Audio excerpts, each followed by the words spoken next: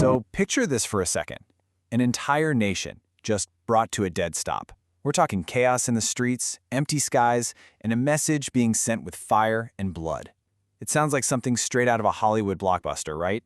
But this was real. And it all really boils down to this one single question we're going to unpack today. Why did an entire nation erupt in flames on February 23rd, 2026?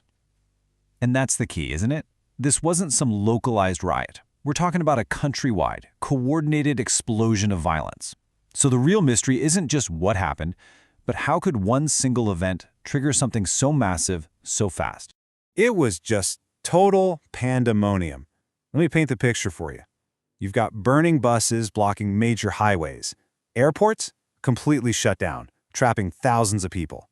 And you got to understand, this wasn't contained to one area. No, we're talking coordinated attacks popping off in 20 different states all at once. It got so bad that other countries were telling their citizens to shelter in place. The whole nation was terrified. And here's the kicker, the part that's just mind-blowing. All of that chaos, the buses, the airports, everything, it wasn't from an earthquake or some kind of coup. Nope, it was because one guy was dead. I mean, think about that. The kind of power one person must have to cause that. Who on earth was he? That's the question, right? The guy pulling the strings behind all of this was basically a ghost, a legend. He was notoriously impossible to track down. His name was Nemesio Oseguera Cervantes, but the world knew him as El Mencho. And if you want a quick idea of just how big a deal this guy was, just look at this number. The US government put a $15 million price tag on his head. Wow, 15 million bucks. That's not your average kingpin. That's top-tier, global most wanted territory. We're talking about a guy in the same league as some of the most notorious criminals ever. Exactly. So let's just lay it out. El Mencho. He was the 59-year-old leader of the Jalisco New Generation cartel. You'll hear him called CJNG. And for a long time, you could argue they were the most powerful, most feared cartel on the face of the earth. Okay, so what was it about the CJNG that made them so scary? I mean, what made them different? Okay, this is what you really need to wrap your head around. We're not talking about a street gang here. This was a full-blown paramilitary operation. Yeah, they did the drug trafficking and the extortion, but they also had military-grade rocket launchers, they had drones carrying explosives. They even built their own armored cars, like something out of Mad Max. Seriously, they were a private army. All right, so if this dude had his own army and was basically a ghost, how in the world did they finally get to him? I mean, where do you even start with planning an operation to take out someone that powerful? Well, it was a crazy high-risk mission, and they called it Operation End of the Line. It was a huge joint effort between the U.S. and Mexico. They finally got a break when they started tracking one of his girlfriends, and she led them right to his hideout in Jalisco. It's always the classic move, isn't it? Follow the people closest to your target. You got it. Once they had the location, the Mexican Army and National Guard went in hard. A huge firefight kicked off. El Mencho got hit in the crossfire, and he ended up dying while they were flying him to a hospital in Mexico City. So, of course, government officials were immediately calling it a massive victory. The official line was that this was one of the biggest blows to organized crime in Mexico's recent history. And sure, for law enforcement, it was a huge win, no doubt about it.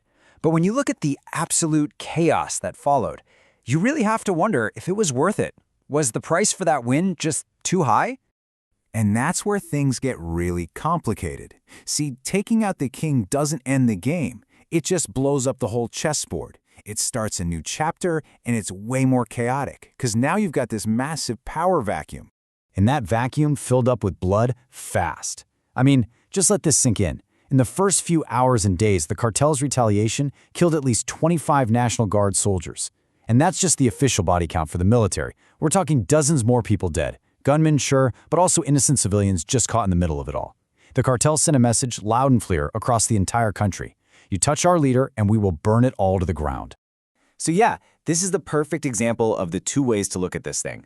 On one side, the government is chalking it up as a huge win. It's symbolic, right? It shows their cooperation with the US is working, and it sends a message that nobody's above the law. But for the average person living there, it was a complete catastrophe. The violence was terrifying, daily life was thrown into chaos, and you've basically just kicked open the door for a bloody civil war inside the cartel. It's that classic Hydra problem, you know? You chop off one head and two more, maybe even angrier heads, pop up to take its place. Which really brings us to the million-dollar question. What now? El Mencho's gone, so does all this violence die down, or is it about to get a whole lot worse? Okay, so let's play this out. From what the experts are saying, there are basically 4 ways this could go. And, spoiler alert, none of them are simple. First up, and probably what we'll see right away, is just total chaos. The CJNG breaks apart into warring factions. All his top guys start fighting each other for control. It's like a Game of Thrones-style succession battle but with rocket launchers. And you know that power vacuum won't last. That brings us to scenario 2. A rival cartel, like Sinaloa, sees a golden opportunity. They're going to try to move in and snatch up territory, which would kick off a massive, bloody war between 2 of the world's biggest criminal superpowers. Right. Then you've got what the government might do. That's option 3. A huge crackdown. They might look at this and think, this is our shot, and just flood CJNG territory with soldiers and police to try and smash the organization for good. And the last possibility is more about strategy, deeper cooperation between the US and Mexico. They could use this moment to really double down on sharing intel, not just to hunt the next big boss, but to go after the money that fuels these entire empires. But, like we've already seen, every move they make causes a massive reaction. There's no easy fix here. And so that's where we are. They took the king off the board. The most powerful, most feared player is gone. But the game is nowhere near over. One king is dead, and now the only question left is who's coming for the throne.